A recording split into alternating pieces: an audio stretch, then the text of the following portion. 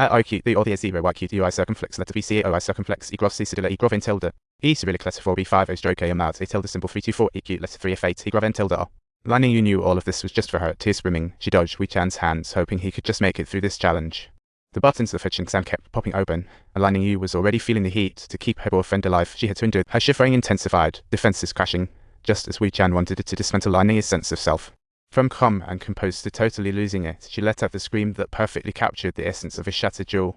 The clamp was excruciating, measuring her every inch. She couldn't help but think of that figure, the guy she simply couldn't trust. Commanders reunited, recalling by Ionion's last words, true or false. They toasted before she left. Wu Jian took a deep breath, sending her body flopping around, like the dust inside her just a mess. Her body, it was all just a tad overwhelming, wasn't it? In all this chaos, Wu Qian waved his right hand and the commander limped away. If Buzz Ionian wasn't the ghost, then who was? That just means the old ghost is still around. With only 2 days left, she had to find the real ghost to clear her name. She could go home, but absolutely must not return to the milk route. Did you see that old guy? The wrong person was in the wrong place, which only solidified Wu Chan's idea that the old ghost lurking for years was definitely within reach. The old ghost's biggest dilemma now. Figuring out how to send a message. Cancel the assassination at the herb hall. The last 4 are still waiting for their ride home when Director Wang suddenly shows up. Wang dubbed by Xionian as a ghost, and to celebrate this major revelation, Wu Chan invited everyone to lunch beyond time. Vote. The dining table was on a cliff with a live band. Wu Qian stood up, toasted, cheers for the hard work. That limping guy was assigned by Director Wang to help clean up the rich folks' leftovers. Ningyu had been drinking since her return, completely lost in her own world. The limper put down antiques, tidied the table, cleared Captain's rubbish, then picked up Golden Phoenix chopsticks.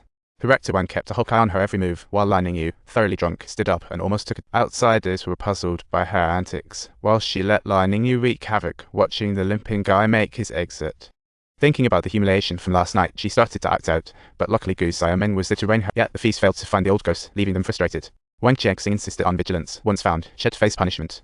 Let's think this through again. She ruled out Ningyu first because the old ghost wouldn't be this whimsically emotional over a stage actress.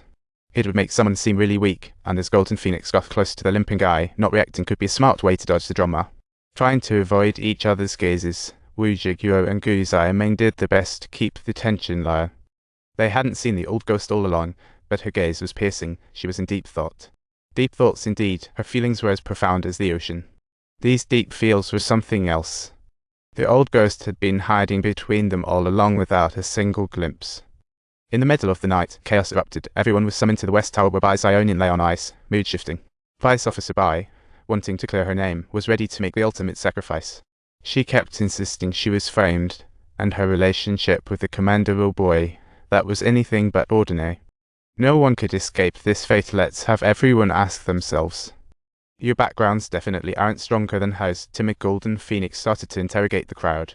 He begged the old ghost to reveal its identity, pleading for his innocent hideaway. Better to kill wrongly than to let anyone slip through. The old ghost wanted to leave, no way out unless dead. A single glance from Director Wang had Golden Phoenix on his feet.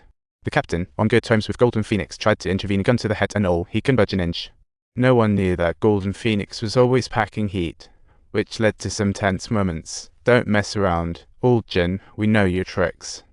This was no life at all. He just wanted to win at any cost. So dramatic. In front of them, a person died. Ningyu was shocked awake. Director Wang casually said, one less, implying their lives didn't matter. Locked in an interrogation room with 2 bodies, no one bothered until morning, so they dozed off lightly. What are you doing? Let me go. Gu Xiaomeng rushed in to intervene, but it was pointless. Ningyu screamed endlessly, only to be dragged out as the door slammed. All that could be heard were wails from the hallway, leaving only the captain and Gu Xiaomeng in the interrogation. He had given up resisting. Dragged to the end of the corridor, all he heard was back to your room. No talking. They went back. Even after being shoved into the elevator, he couldn't shake the fear. It ascended slowly. It brought him back, where spies waited for the 2 to speak, yet time passed in silence. The bug didn't pick up any noise. You dropped a cigarette at noon. What were you saying? That cigarette had a secret code. Are you crazy? How many more people do you want to put in danger? Hu Xiaoming cried. What did I ever do? You've always held this against me. It's not personal. I'm just following the evidence, whatever that is, she retorted. That cigarette is evidence. I have to hand it over, she declared dramatically.